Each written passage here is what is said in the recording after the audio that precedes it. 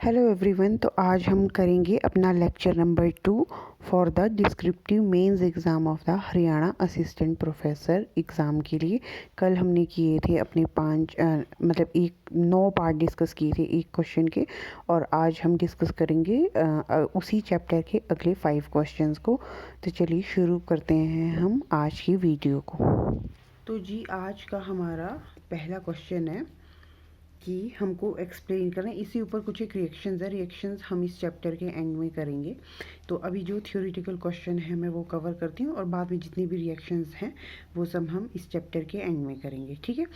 और अभी आज का पहला क्वेश्चन है, explain why AlBr3 dimerises to Al2Br6 while BCl3 is monomeric, ठीक है। तो हमको बताना है, तो जो हमारा अल्मोनियम ब्रोमाइड होता है वो vapour as well as solvent में भी क्या करता है, वो एक डाइमर की तरह एग्जिस्ट करता है। मैं आपको इसका स्ट्रक्चर दिखाती हूँ पूरा कंप्लीट, ठीक है। अब इसमें क्या होता है कि डाइमरिक स्ट्रक्चर में ना जो एल्युमिनियम है वो क्या करता है, दूसरे एल्युमिनियम ब्रोमाइड के ब्रोमीन एटम के साथ एक कोऑर्डिनेट बॉन्ड के थ्रू जुड़ा होता है, जिससे वो अपने ऑक्टेट को क्या कर लेता है, कंप्लीट कर लेता है, और इसी तरीके से क्या करते हैं, डाइमर बनाता है। अब ये कहता है कि बोरोन ऐसा क्यों नहीं बना पाता, ठीक है। अब वैसे तो बोरोन एंड एल्युमिनियम के जो भी ट्राई हैलाइड्स हैं मोस्टली वो कैसे थे, लुईस एसिड की तरह काम करते हैं, यानी कि इलेक्ट्रॉन एक्सेप्ट करने का काम करते हैं। तो ये अपनी एल्युमिनियम जो इलेक्ट्रॉन डेफिशिएंसी को कम करता है, कैसे, डाइमर की फॉर्मेशन करके अपने ऑक्टेट को कंप्लीट करके, है ना। और जो मैं बोल रही हूँ वो यहाँ पे यही सारा लिखा हुआ है। लेकिन बोरोन के केस में क्या होता है कि जैसे बोरोन का साइज छोटा है, तो वो बोरोन छोटा एटम होने के कारण अपने सराउंडिंग में 4 बड़े हेलोजन एटम को मतलब एक्सेप्ट नहीं कर पाता है। और दूसरा रीज़न ये भी है कि जैसे बोरोन के केस में हमने कल क्वेश्चन देखा था कि जैसे बैक बॉन्डिंग होती है, तो बैक बॉन्डिंग की वजह से भी उसकी लुईस एसिडिटी क्या हो जाती है कि कम हो जाती है। इसीलिए BeCl3 जो है वो मोनोमर की तरह एग्जिस्ट करता है। और यहाँ से आप ये इस क्वेश्चन का आंसर नोट कर सकते हैं, ठीक है। और इसका थोड़ा सा क्वेश्चन दूसरे पेज पे है। अब हम दूसरे पेज पे चलते हैं और आगे के क्वेश्चन भी सॉल्व करते हैं, ठीक है। तो सेम जो क्वेश्चन था वो यहाँ पे ही एक्सप्लेन किया हुआ है कि बोरोन स्मॉल एटम है और उसमें पाई बैक बॉन्डिंग होती है, ठीक है। अब हम आज का अपना दूसरा क्वेश्चन करते हैं कि एक्सपेरिमेंटली फाउंड किया गया है कि SiF जो डिस्टेंस है वो SiF4 में लेस देन है देन द थ्योरेटिकल वैल्यू। तो हमको इसका क्या करना है, रीज़न बताना है। तो देखिए होता क्या है कि एक्सपेरिमेंटली जो सिलिकॉन फ्लोराइड की जो वैल्यू है वो कम निकलती है एज़ कम्पेयर टू थ्योरेटिकल, क्योंकि यहाँ पे फ्लोरीन के जो फील्ड p ऑर्बिटल है वहाँ से सिलिकॉन के एम्प्टी d ऑर्बिटल में बैक बॉन्डिंग हो जाती है, जिसकी वजह से पार्शियल डबल बॉन्ड कैरेक्टर आ जाता है। देखिए यही सब यहाँ पे एक्सप्लेन किया हुआ है ना। अगर पार्शियल डबल बॉन्ड कैरेक्टर आएगा तो जिसकी वजह से इसकी बॉन्ड लेंथ क्या हो जाएगी, कम आएगी, जो कि एक्सपेरिमेंटली देखा गया। नेक्स्ट क्वेश्चन है कि HCl is not a suitable acid medium पर मैग्नेमेट्रिक टाइट्रेशन। HCl को हम एक अच्छे एसिड की तरह यूज़ क्यों नहीं कर सकते हैं जब हम पर मैग्नेट की टाइट्रेशन करते हैं, यानी कि KMnO4 की। तो KMnO4 की टाइट्रेशन के लिए हम हमेशा उसको एसिडिफाइड करते हैं by using H2SO4, because H2SO4 जो है वो सेल्फ ऑक्सीडाइजिंग नहीं है। HNO3 देखो क्या लिखा है यहाँ पे, एक itself as an oxidising agent. And जो हमारा HCl है उसको जब हम KMnO4 के साथ ट्रीट कराते हैं तो वो क्या करता है कि क्लोरीन गैस को लिबरेट कर देता है। देखिए यहाँ पे रिएक्शन भी दिया हुआ है, लेकिन H2SO4 सिर्फ एसिड का ही काम करता है, इसलिए हम KMnO4 की जब टाइट्रेशन करते हैं तो H2SO4 को यूज़ करते हैं एज एन एसिड। उसके बाद next question, explain the structure of oxides of nitrogen and phosphorus, पहला क्वेश्चन। दूसरा, give the order of bond angle in nitronium ion nitrite and nitrogen dioxide and justify your answer. तो सबसे पहले हम nitrogen and oxide के different जो भी ऑक्साइड हैं उनके स्ट्रक्चर को स्टडी करते हैं, और फिर हम ये जो सेकंड बी क्वेश्चन है ना हम इसको जाएंगे, ठीक है। तो सबसे पहले इधर आ जाइए, क्या लिखा है, स्ट्रक्चर ऑफ ऑक्साइड। तो सबसे पहला जो नाइट्रोजन का ऑक्साइड जिसको हम स्टडी कर रहे हैं वो क्या है हमारा, वो है हमारा नाइट्रस ऑक्साइड, है ना। क्या है जी, नाइट्रस ऑक्साइड, है ना। क्या फॉर्मूला है, N2O। तो ये देख लीजिए इसका रिजोनेटिंग स्ट्रक्चर किस तरीके से, ये एक लीनियर मॉलिक्यूल की तरह, क्या लिखा है, एसिमेट्रिकल लीनियर मॉलिक्यूल, और जो कि पोलर भी है ना। अगला क्या आपका नाइट्रस ऑक्साइड था, N2O nitric oxide. Nitric oxide का फॉर्मूला क्या है, NO। इसको क्या बोलते हैं, odd electron molecule which is paramagnetic in gaseous state but diamagnetic in solid due to dimeric structure. अब देखो ये बहुत ही इंपॉर्टेंट हो जाता है, किस तरीके से कि क्योंकि ये क्या बोल रहा है कि डायमरिक फॉर्म में बदल जाता है, यानी कि N2O4 में, कब सॉलिड स्टेट में, और इसका बॉन्ड ऑर्डर क्या है आपका 2.5 है, और ये कैसा है पैरामैग्नेटिक है, कब, जब गैसीय स्टेट में। और यहाँ पे इसकी रिजोनेटिंग स्ट्रक्चर देख लीजिए, और यहाँ पे ये इस तरीके से डायमर की फॉर्म में एग्जिस्ट करता है। और यहाँ पे इसकी मॉलिक्यूलर ऑर्बिटल कन्फिग्रेशन भी लिख के हमको दी हुई है ना, जो हमारे केमिकल बॉन्डिंग वाले चैप्टर में इंक्लूड होती है। तो यहाँ पे आप देख सकते हैं कि ये जो एक इलेक्ट्रॉन है वो कैसा है हमारा अनपेयर्ड है। और ये जो कन्फिग्रेशन है हम कब डिस्कस करेंगे, जब हम अपना चैप्टर पढ़ेंगे, कौन सा वाला, केमिकल बॉन्डिंग। अगला क्या है, नाइट्रोजन सब्स्टिट्यूट या फिर N2O3, है ना, नाइट्रोजन ट्राईऑक्साइड। अब जब एक NO यानी कि आपका nitric oxide and NO2 nitrogen dioxide आपस में कंबाइन करते हैं तो वो क्या बनाते हैं, N2O3, है ना। अब ये देख लीजिए N2O3 का स्ट्रक्चर इस तरीके से NN, ठीक है, और OOO। एक प्रीवियस ईयर में एक क्वेश्चन भी था, यानी कि नेट में भी आया हुआ था, और डिफरेंट जो है स्टेट एग्जाम में भी पूछा गया है कि नाइट्रोजन के वो कौन से दो ऑक्साइड है जिसमें डायरेक्ट NN बॉन्ड है। एक तो देखिए आपका क्या है जी, ये N2O3, और दूसरा होता है आपका N2O4, वो हम आगे देखेंगे। अभी इसका स्ट्रक्चर देख लिया आप लोगों ने, NN एक O और इस तरीके से दो। This oxide exist in 2 different forms and which may be inter converted bye irradiation with light of appropriate wavelength. यहाँ पे देख लीजिए, है ना, ये 2 डिफरेंट स्ट्रक्चर है।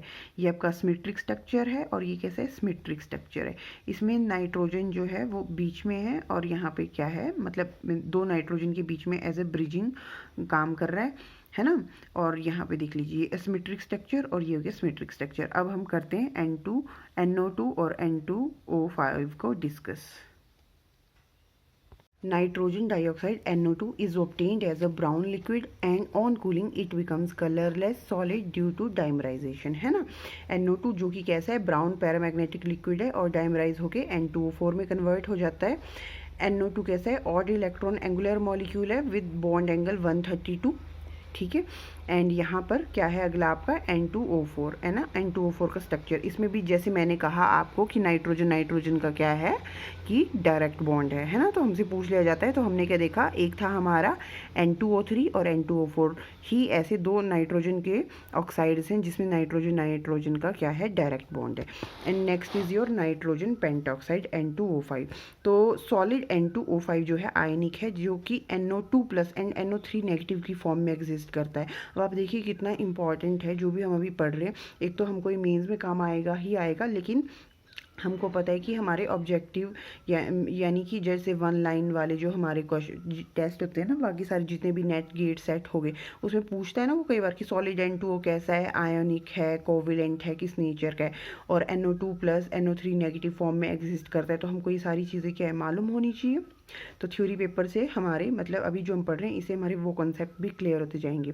It is covalent in solution and in gas phase and has the structure. तो ये देख लीजिए, ये आपका N2O5 का स्ट्रक्चर है, ठीक है। अब हम बात करते हैं structure of oxides of phosphorus की। तो सबसे पहले तो जैसे नाइट्रोजन के कंपैरिजन में फॉस्फोरस एंड दूसरे जो भी एलिमेंट हैं यानी कि नाइट्रोजन फैमिली के, उनके ऑक्साइड्स फ्यूअर होते हैं क्योंकि इनकी इनएबिलिटी होती है कि ये पी पाई डबल बॉन्ड नहीं बना पाते जैसे नाइट्रोजन बना पाता है ऑक्सीजन के साथ। तो फॉस्फोरस के 2 फेमस ऑक्साइड हैं, एक फॉस्फोरस ट्राईऑक्साइड और एक फॉस्फोरस पेंटॉक्साइड। तो इसके फॉर्मूला देख लीजिए P4O6 एंड P4O10, एंड इसके स्ट्रक्चर भी हमारे बहुत ही ज़्यादा फेमस हैं। और क्यों है फेमस, इसको बहुत बार एग्जाम में पूछा जाता है। जैसे P4O6 में पूछ लेते हैं, बताओ POP कितने बॉन्ड है, या डायरेक्ट PP कितने बॉन्ड है, या PO लिंकेज कितने हैं, कितनी ब्रीजिंग है ना। इसमें तो देखिए PP का कोई डायरेक्ट बॉन्ड है ही नहीं, है ना। तो और यहाँ पे सिमिलरली जो हमारा P4O10 है उसको भी पूछ लेते हैं। तो यहाँ पे जो ये फॉस्फोरस एंड ऑक्सीजन है, इसको हम किसी बुक्स में किसी जगह इसको डबल बॉन्ड भी शो किया होता है। तो इस तरीके से हमारी कितने POP बॉन्ड्स हैं, है ना, या P डबल बॉन्ड हो कितने बॉन्ड हैं, तो ये सारी चीज़ें हमको पता होनी चाहिए। अब हम सेम इसी स्ट्रक्चर को, चलो स्ट्रक्चर तो आपको आते होंगे, अब इसी स्ट्रक्चर को जब हमने थ्योरी पेपर में लिखना है तो हम कैसे लिखेंगे, हम लिखेंगे जैसे पहले में क्या लिखा है, it has 4 phosphorus atom at the corner of a tetrahedron with 6 oxygen atom along the edges, है ना, कि किसी टेट्राहेड्रन के 4 कॉर्नर्स पे, हमको पता है क्योंकि नॉर्मल जो हमारा P4 मॉलिक्यूल होता है वो एक टेट्राहेड्रन में एग्जिस्ट करता है ना। तो ये बोल रहा है कि P4 जो है रेगुलर टेट्राहेड्रन के कॉर्नर पे और एजेस पे जो है हमारे ऑक्सीजन एटम जो है प्रेजेंट है। और ईच फॉस्फोरस, हर एक फॉस्फोरस जो है वो 3 ऑक्सीजन से जुड़ा है। देखो जैसे यहाँ पे एक, जैसे ये फॉस्फोरस को कंसीडर करो तो एक ऑक्सीजन ये, एक ये 3 ऑक्सीजन से जुड़ा है। एंड सिमिलरली जो हर एक आपका ऑक्सीजन है वो 2 फॉस्फोरस से, जैसे देखो ये ऑक्सीजन है वो 2 फॉस्फोरस से जुड़ा हुआ है। There exist a considerable double bond character in the PO bond because of the formation of P pi DT bond with oxygen. और ये क्या बोल रहा है यहाँ पे कि यहाँ पे इनके बीच में कहते हैं पार्शियल डबल बॉन्ड कैरेक्टर भी होता है। अब हम अगले पे आ जाते हैं, इसमें भी सिमिलरली यही लिखा है कि in this each phosphorus atom forms 3 bonds, है ना। सिमिलरली यहाँ पे भी क्या बोला है कि इसने 3 बॉन्ड बनाता है ना, किसके साथ, एंड आल्सो एन एडिशनल, और इसके अलावा क्या है, एक एडिशनल कोऑर्डिनेट बॉन्ड भी वो क्या बना रहा है ऑक्सीजन की तरह, है ना, ऑक्सीजन के साथ बना रहा है। अब हो रहा है terminal PO bonds is much shorter than PO bonds. अब ये वाले जो है ना ब्रिज वाले जो ऑक्सीजन है इसके कंपैरिजन में बोल रहा है कि ये वाले जो है ना टर्मिनल, इनकी बॉन्ड लेंथ छोटी है, क्योंकि यहाँ पे क्या है कि डायरेक्ट डबल बॉन्ड, मैंने कहा डबल बॉन्ड भी शो करते हैं हम, है ना, मतलब किसी किसी बुक्स में आप देखोगे यहाँ तो कोऑर्डिनेट बॉन्ड शो किया, उसकी जगह डबल बॉन्ड भी शो किया होता है। It shows that there is a considerable P pi D pi back bonding because of the lateral overlap of the full P orbital of the oxygen with empty D orbital of the phosphorus. यहाँ आप देख सकते हैं कि जो हमारा oxygen है ना, जैसे ये जो सेंटर बनाया है वो ऑक्सीजन का है और उसका एक फिल्ड ऑर्बिटल है जिसने फॉस्फोरस के एम्प्टी D ऑर्बिटल के साथ क्या किया है, बॉन्ड बनाया हुआ है। तो इस तरीके से हम फॉस्फोरस की इन दोनों ऑक्साइड के स्ट्रक्चर को भी एक्सप्लेन करेंगे। अब हम अपना सेकंड क्वेश्चन देखते हैं जिसमें नाइट्राइट है ना और NO2 ऐसे से NO2 प्लस मॉलिक्यूल उनका बॉन्ड एंगल के बारे में पूछा हुआ था। पहला है हमारा नाइट्रोनियम आइन जिसको हम बोलते हैं NO2 प्लस, ठीक है। The central atom nitrogen is in the sp hybridise state and corresponding to the linear structure. तो हमारा जो NO2 पॉजिटिव होता है उसका स्ट्रक्चर इस तरीके से लीनियर होता है, तो बॉन्ड एंगल क्या है 180 डिग्री। अगला है नाइट्राइट आइन, नाइट्रेट होगा NO3 नेगेटिव एंड नाइट्राइट क्या है NO2 नेगेटिव। तो सेंट्रल एटम जो नाइट्रोजन है वो किस में है, sp2 हाइब्रिडाइज स्टेट में है, ट्रायंगुलर स्ट्रक्चर है और इसका बॉन्ड एंगल कितना हो जाता है 120 डिग्री से 115 क्या हो जाता है, मतलब देखिए आइडियल sp2 में तो क्या होता है 120 डिग्री सेल्सियस बॉन्ड एंगल होता है, but due to the presence of this bond pair ये क्या करेगा, रिपल्शन करेगा, तो इन दोनों बॉन्ड पेयर को थोड़ा अंदर की तरफ धकेल देगा, तो बॉन्ड एंगल थोड़ा सा कम हो गया, कितना हो गया जी 120 से हो गया 115, ठीक है। अच्छा पहले का है 180, इसका है 115। अब ये बोल रहे हैं नाइट्रोजन डाइऑक्साइड, तो नाइट्रोजन डाइऑक्साइड जो होता है हमारा ऑड इलेक्ट्रॉन मॉलिक्यूल, यानी कि नाइट्रोजन के ऊपर एक इलेक्ट्रॉन पेयर कैसा रहता है जी हमारा, मतलब यहाँ पे एक इलेक्ट्रॉन अकेला सिंगल रहता है और वो सिंगल इलेक्ट्रॉन क्या करेगा, थोड़ा बहुत रिपल्शन करेगा। अब इसका जो बॉन्ड एंगल है वो कितना होता है जी 132 डिग्री, यानी कि ऐसा नहीं है कि वो आपके ये जो दोनों ऑक्सीजन है साइड साइड में ऊपर वाले की तरफ 180 डिग्री, तो यहाँ पे जो इलेक्ट्रॉन प्रेजेंट है उसकी वजह से ये बॉन्ड मतलब थोड़ी सी अंदर की तरफ जा चुके हैं रिपल्शन की वजह से, एंड ये जो एंगल है 132 डिग्री है। एंड NO2 डायमरिक फॉर्म में आपको मालूम है कि कैसे एग्जिस्ट करता है ना, यहाँ पे इसका एंगल क्या होता है 132 डिग्री। तो इसकी वजह से हमने क्या देखा, सबसे ज़्यादा बॉन्ड एंगल किसका है नाइट्रोनियम आयन का NO2 प्लस का, उसके बाद NO2 का, और सबसे कम किसका है NO2 नेगेटिव का, ठीक है। अब हम करेंगे अपना नेक्स्ट क्वेश्चन जो कि हमारा आज के लास्ट क्वेश्चन भी है। तो करें क्वेश्चन को, discuss the structure of phosphorus halide, ठीक है। तो हमें फॉस्फोरस के डिफरेंट जितने भी हैलाइड है उसके स्ट्रक्चर को डिस्कस करते हैं। The halogen react with white phosphorus in the form to form the two types of halide PX3 and PX5. Iodine is an exception since its compound with phosphorus are Pi3 and P2I4. very important. बाकी सारे PX3 and PX5 बनाते हैं, but iodine ऐसा है जो Pi3 and P2I4 बनाता है, ठीक है। अगला देख लीजिए, अब ये एक्सेप्शन है तो याद भी रखिएगा, कहीं ना कहीं ज़रूर काम आएगा। PCl3 is rapidly hydrolyzed to form H3PO3 which is your phosphorus acid. H3 है ना, H3PO3 फॉस्फोरस, एंड अगर H3PO4 होता तो फॉस्फोरिक एसिड। तो PCl3 plus 3 molecule of water क्या बना रहा है जी H3PO3 plus 3H plus and 3Cl negative. अब देख लीजिए इसकी ट्राई हैलाइड की जो ज्योमेट्री है वो that is similar to PH3, है ना।